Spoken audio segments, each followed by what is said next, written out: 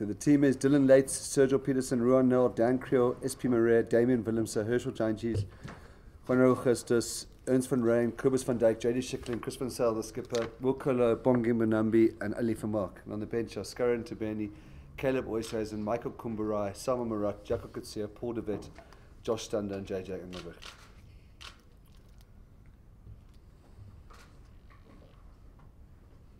Josh Stander did so well last week in the rain, but I guess when you got a Springbok available. Yeah, tough, horrible one, Craig. But Damien, he's Springbok. He's, I think, last year we played him in the similar games at 15. I think he's evolved a lot with that Super Rugby experience. His kicking games come on quite a lot. So, and we've been anxious throughout. We took a policy that we would respect the Springboks. I think when you start deciding if your Springboks aren't good enough for your team, then I think you get into a very tricky area in terms of player motivation and consistency and understanding of the picture. So it actually wasn't a hard decision. It was just a horrible decision from the feeling bad for Josh. Yeah, he's done so well. Yeah, he's done very well.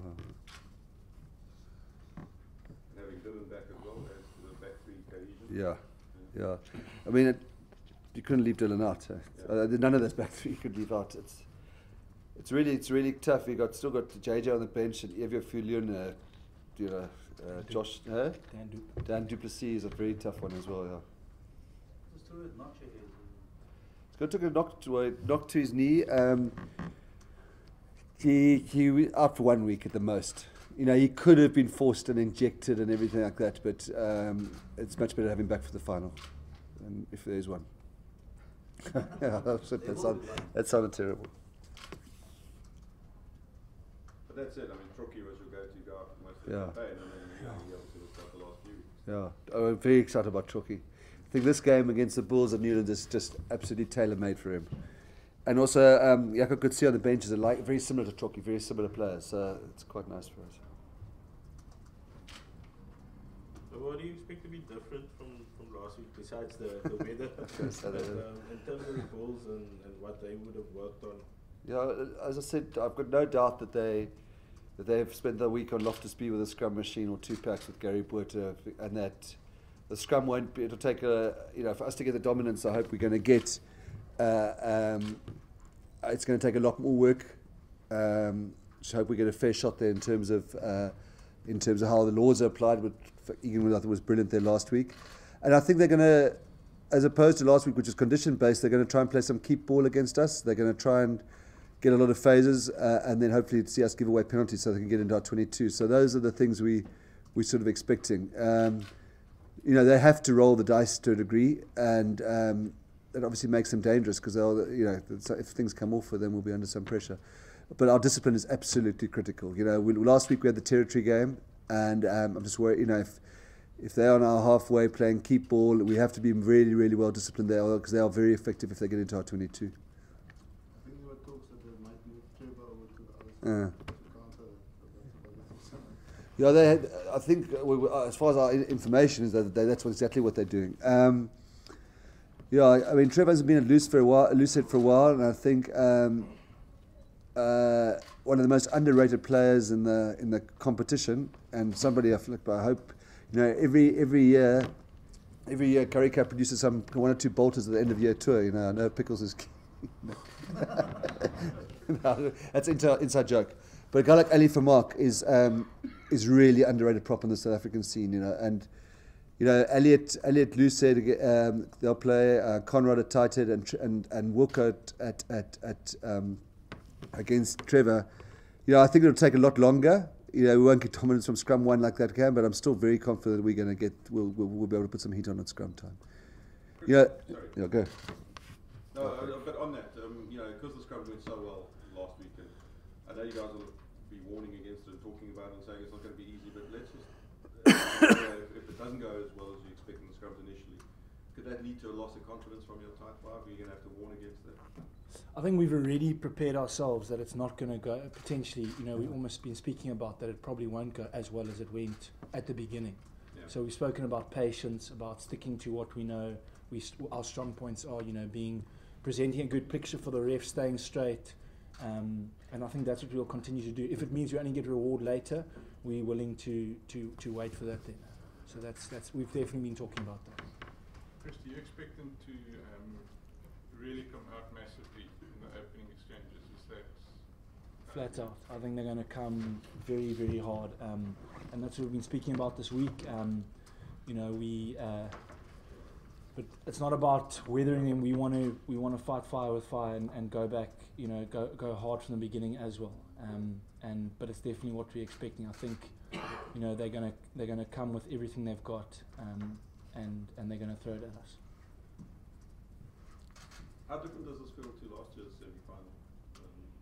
In the sense that you guys have set such a pace this year, whereas last year you had to really fight to get into the semis in the last couple of weeks. I think that it's two completely different seasons. Last year was a bit of a roller coaster. You know, we had more than one game where they were like must wins. We seem to have gained good momentum this year. But in saying that, still, you know, there's no time in this competition in this format to be too confident, because you can't lose a game. You know, if you want a home semi and potentially a home final. I think specifically for the semi-final, you know, last year was also at Newlands, so there's that same excitement about playing in front of the faithful, and I think, you know, there's that same motivation and excitement among the guys.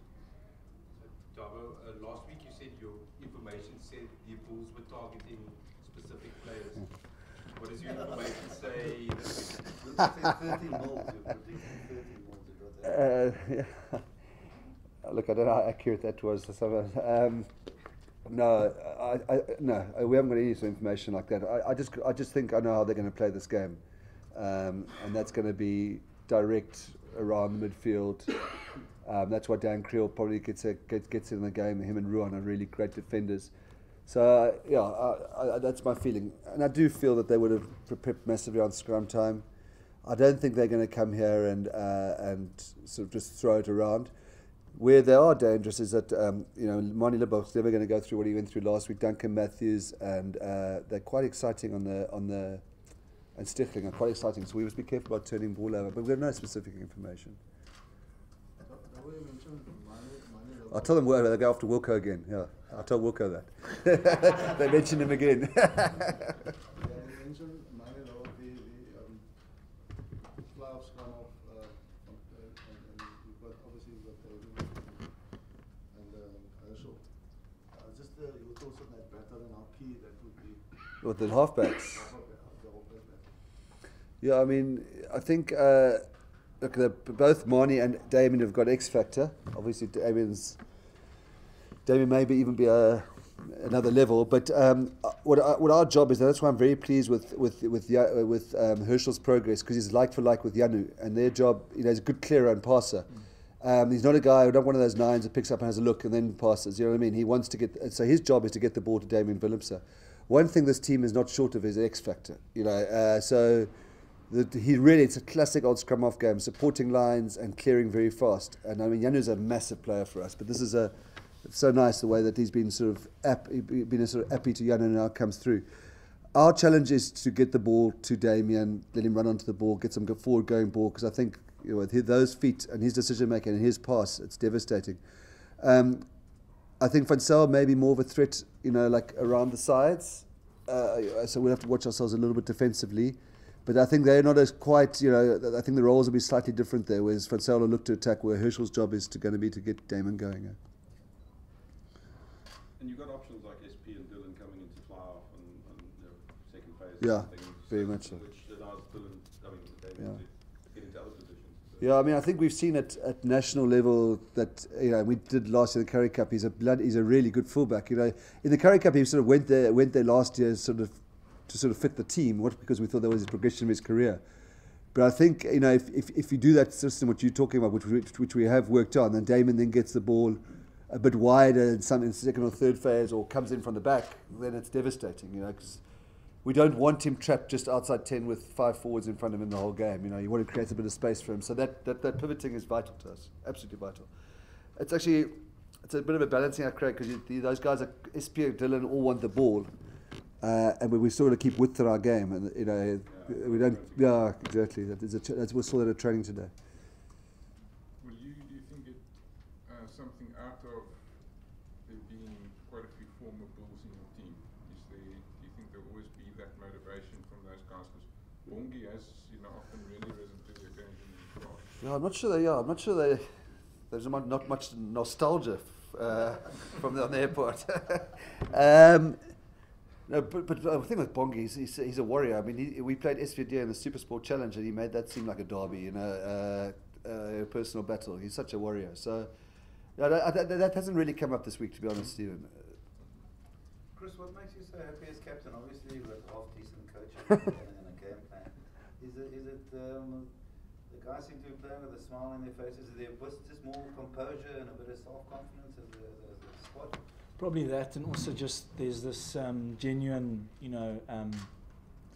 love and care for each other off the field. But what we've really been driving, and that's what Dobbo's been focusing on, is, it's one thing to have off the field the love and the camaraderie and stuff, but it's worth nothing if you don't keep each other accountable on the field. And I think up to now that's something that we've really got right, and we hope to continue to get it right. That if you really care about someone, you will show it off the field, but you'll show it on the field as well in the way you play and get off the ground for that individual. So that's what makes me happy, is that the feeling that we've got for each other, and obviously the style of rugby that we've been able to play. Dobbo, what's the biggest thing you got to warn against this weekend? Because you've almost lapped the field in the pool phase. You won every game by 25 points. Is that the biggest sort of? I know the guys talk about it, but. I think it goes back to what Pickles was saying now. I think we haven't really been stress tested, pressure tested. I think what you're saying is dead right. Our narrowest tightest game was 50-28 against the Sharks. So that's 22 points. And obviously as a coach, we sit here thinking we haven't been to those really dark spaces, when we're behind our poles twice in a row, and he's got to. But the converse to that is that's where I'm hoping the real character. Look, I don't want to experience that, but that's where I believe all the work that we've done off the field in terms of how much tight these guys are. If we are in that position, I've got no doubt this team will come back, and it's almost what we're about, So that is a big worry. On a sort of more practical level, it's discipline, and not through that we ill discipline. Our guys are so eager and so keen for this game. Now you suddenly shoot off the line a little bit early, you get an offside penalty. That's the sort of area I'm worried about. And also, one of the consequences of playing the style of rugby we can do that, a chicken wing pass or a bridge pass can go wrong, and then Sicklin can be over, and he's talking to them at 14-0 down. And but we cannot change the DNA of how we play, because then it becomes meaningless. If we're going to go into our boxes and play what they call finals rugby and this sort of thing, then the rest has just been a facade. So we'll stick to what we do. Dobbo, you've been in this job for quite some time, and year on year your reputation and stock has risen. What in your head, how does your future look like? Are you going to the Bulls? Look, no, I'm going to have to give you a cliched answer, not only focusing on the Currie Cup. I mean, I think I'd like to be part of something special here, because I think over the next, 3 or 4 years, if you look at next year's Super Rugby squad, it's a fantastic squad. This Currie Cup squad, for a long time we were without 8 forwards.